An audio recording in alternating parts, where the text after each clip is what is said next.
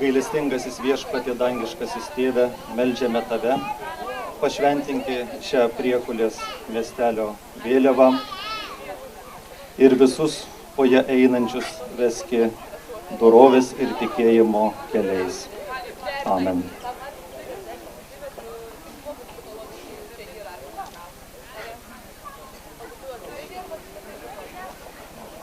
Taigi katalikų kunigas ponas Viktoras Ačas ir evangelikų liuteronų kunigas ponas Darius Petkūnas pašventino vėliavą. Jau antrus metus iš eilės statyti šios ir rytojaus dienos varžybų maršrutus.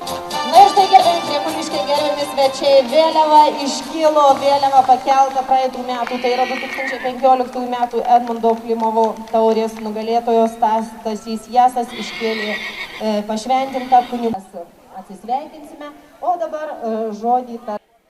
Džiaugiamės su jumis kartu, kad miestelis gražėja ir gimtadienio proga jūs turite pasidžiaugti, galite pasidžiaugti kartu su mumis ir mes su jumis džiaugiamės, kad miestas gražėja kasmet ir vis daugiau ir daugiau atvyksta čia turistų, atvyksta pravažiuojančių ir džiaugiasi gerais pasikeitimais.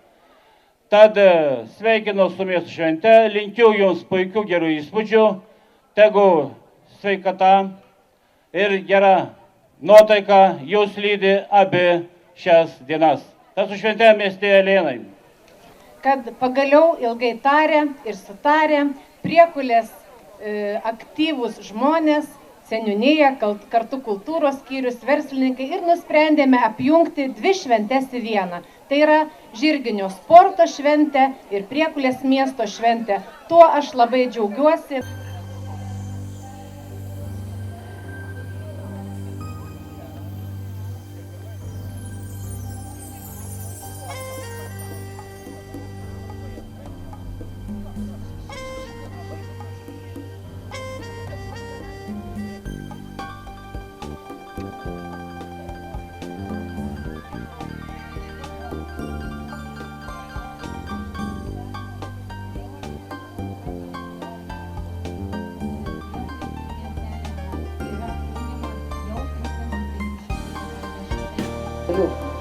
Ir Liza sugrodavo su šešėliu palūzuriais.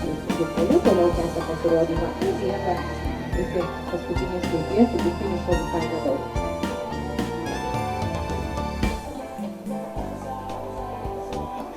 Liza sugrodavo ir šešėlis be.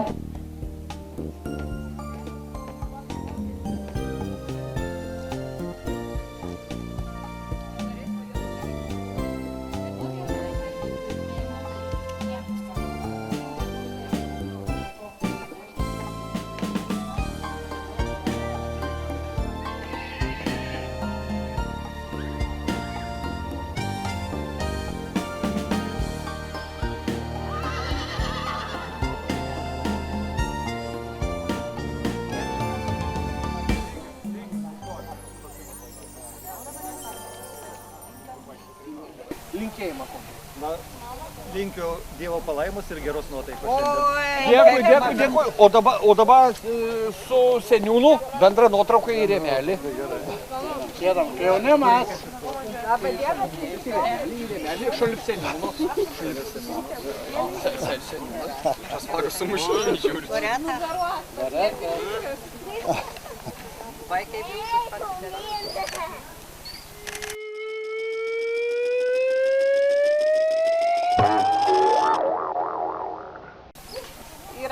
Yra, ačiū. Paragaukit. Prašom pasivaišinti. Lašinukai. Taip, prašom, gal didesnį nori paimti. Dar ne visi, nepraeinam.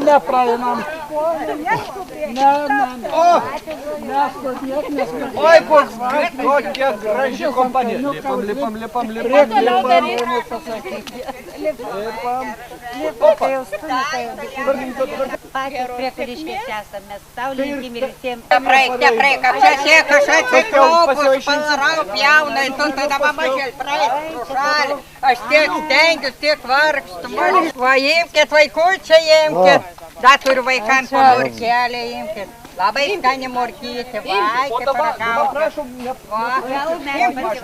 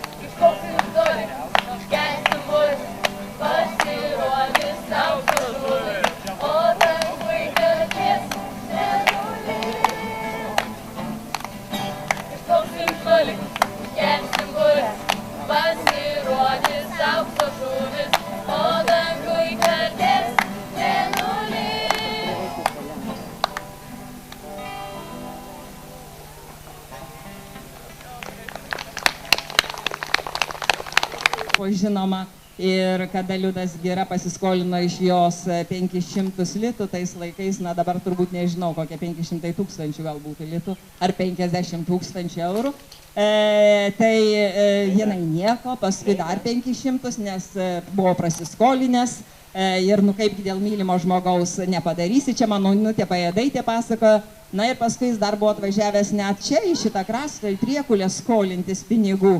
Ir štai Ieva Simonaitytė, Onutė Pajėdaitė sako, daviau, bet su tais pinigais mano meilė ir išėjo. Taigi, bet turbūt gražiausia meilės istorija yra su Ernstu Šumanu. Jinai turbūt karūnavo jos visą gyvenimą. Jai buvo turbūt palikti lengviau šitą ašarų pakalnę, gal tuos 2 metus ir tos kojelės jai taip nebeskaudėjo. Kaip žinia, Vokietija buvo padalinta į 2 dalis ir štai jos jaunystės laikų draugas, operos dainininkas, su kuriuo jinai susipažino Klaipėdoje dar 23-4 metais, kurio namuose jinai lankydavosi, su kuriuo jinai plaukdavo garlaiviu į Nidą, su kuriuo pasivaikščiavo, kurio tėvų namuose jinai klausydavo tos klasikinės muzikos ir jinai per jį ir įsimylėjo tą klasikinę muziką. Jisai atidainavęs gyvenimą gyveno rytų Vokietijoje ir dirbo radijo diktorium. Ir štai skaitydamas vienas žinias, jisai perskaito, kad Ievai Simonaitytei yra suteiktas liaudies rašytojos vardas ir kažkoks tai ordinas.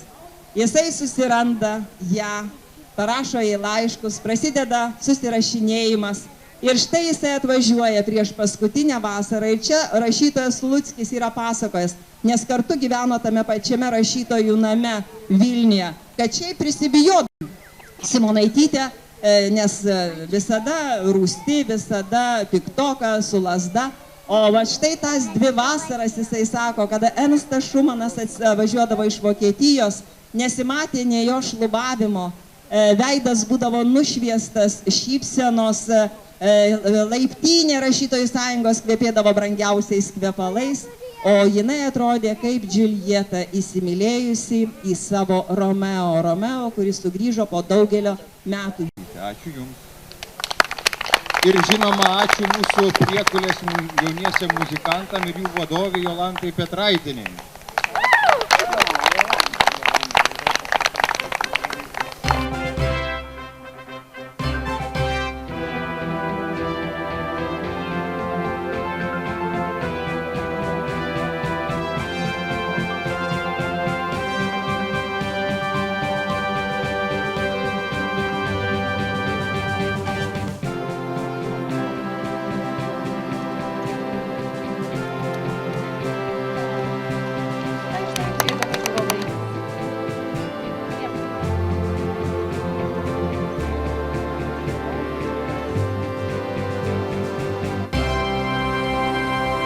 Lietuvoje šios dienos šiame konkūre 4. vieta. 3. vieta Monika Fedoravienė, žirgas Sanremo. Šis žirgas priklauso pačiai sportai.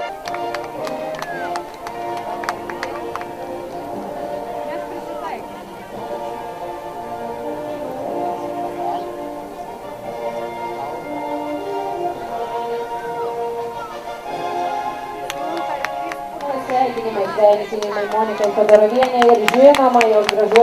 2. vieta Rita Mažonienė ir žirgas Libretas. Tai nuosavas Rito žirgas. Žirgas gimęs ir užaugintas Lietuvoje. Na, o kai atvažiuoja Rita Mažonienė į varžybas, iš ties verta susirūpinti visiems likusiems sportininkams, kadangi Rita joja tiksliai ir greitai. Rita Mažonienė, libretas šios dienos varžybose 2 vieta. Na ir sveikiname šios dienos antrojo konkūro vieną iš jaunesniųjų raiteliukų atvykusi iš Vilniaus, Zigmantą Jasą ir Žirgą Santaną. Žirgas Santana priklauso Zigmanto mamytei Viktorijai. Na, o Zigmantas Jasas, nors ir būdamas labai jauno amžiaus, atstovauja Lietuvą ne tik nacionaliniuose, bet ir tarptautiniuose varžybose, iškovodamas prizinės vietas ir žinoma tapdamas nugalėtoju. Taigi jaunasis mažasis Zigmantas Jasas ir Santana atstovauja savo šeimos, Jasų šeimos interesus. Dabinasi aukso medaliu gražuolę taurę. Geros sveikatos, gerų ateinančių mokslo metų ir žinoma gerų sporto metų. Na, o dabar...